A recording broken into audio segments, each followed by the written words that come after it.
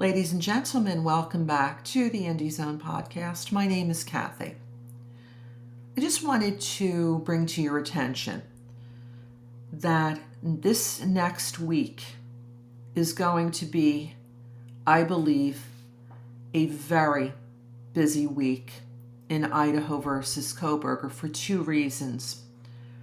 First, this case has been all over the news and has been the topic of discussion by so many people because, I believe, of the filings, the responses to either side's motions in limine. And what a motion in limine seeks to do is to have Judge Stephen J. Hippler, at this time, before the trial in this matter ever begins, to make rulings largely on whether certain evidence, whatever is the topic of the party's motion, should be included or excluded from the trial.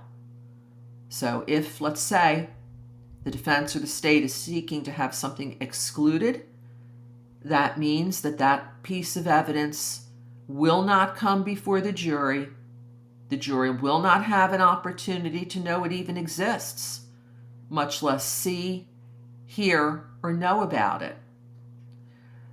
The replies to these responses in opposition to the other side's motion in limine, which dropped this past week, are due March 24th. That is a court-ordered deadline imposed by Judge Hippler in an order rendered by him January 31st, 2025. That also sets forth the hearing schedule, that oral argument will occur on all of the motions in limine, all of the responses, and the future replies coming up before Judge Hippler April 9th, and if necessary, April 10th.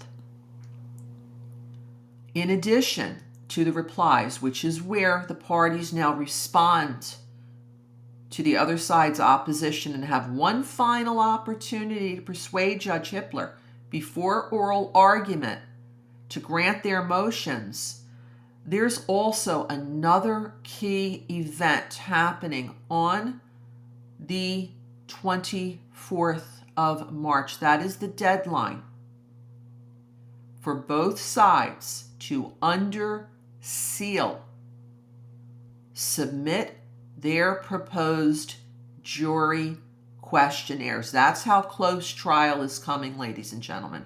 In addition to the in limine hearings that are coming up in April, is another hearing on April 16th where the matter of the final jury questionnaire will be addressed by Judge Hippler in a closed hearing with just the parties and, of course, Mr. Kohberger present. Those are to be filed under seal on the very day that the replies to the in limine motions are to be filed.